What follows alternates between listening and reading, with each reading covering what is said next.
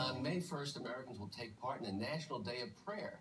It's an annual event recognized by every president since Harry Truman signed the proclamation in 1952. But now, one atheist group is demanding that the military retreat from taking part in that ceremony. The same military that fights for religious freedom across the globe. Joining us now is Vice Chairman of the National Day of Prayer Task Force, John Bornschein. Good morning, John. Good morning, Peter. Thank you for having me. There's an organization that is headed up by a name of Mikey Weinstein, who's objecting to the military's participation in this day of prayer and in this ceremony. What do you say about Mr. Weinstein's complaint to Defense Secretary Chuck Hagel? Well, you know, this is a National Day of Prayer, the 63rd annual National Day of Prayer, as you just mentioned.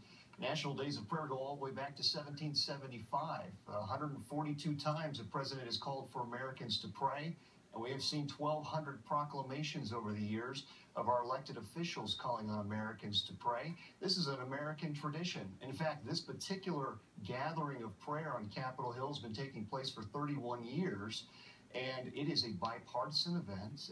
Congress calls for this day of prayer, and our task force is a privilege to be a facilitator of it, participants of it, and it's an honor to do so. And, you know, this particular group, they complain every year. It wouldn't be another year if he wasn't complaining about it. And he speaks for a very small demographic of people, and we're sitting on the precipice of the largest gathering, the National Day of Prayer we've seen in U.S. history. John, let's look and see what Mr. Weinstein has said in his letter to Defense Secretary Chuck Hagel. The planned participation by uniformed U.S. military personnel in this private fundamentalist Christian religious event run by a non-federal entity is an unequivocally clear violation of a plethora of DOD regulations and instructions. John, is the military going to fold on this? Is the Defense Department going to fold and say, we're stopping with this tradition, we're not going to be involved? What has been the response from the Defense Department and Mr. Hagel going forward for May 1? You know, as I just mentioned, we're facilitators. We're honored to be a part of it. But the military assets are all coordinated by the congressmen who are co-sponsoring this event. So I show up and I see that they're there just like the rest of our guests do. They don't coordinate those details through our office. That is all coordinated through Congressman Adderholt and Congressman Mike McIntyre's office.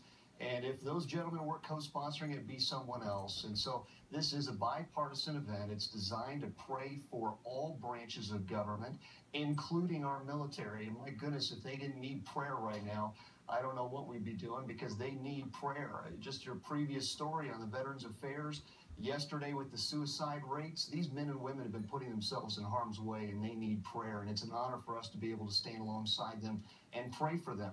There are no DOD violations in this event.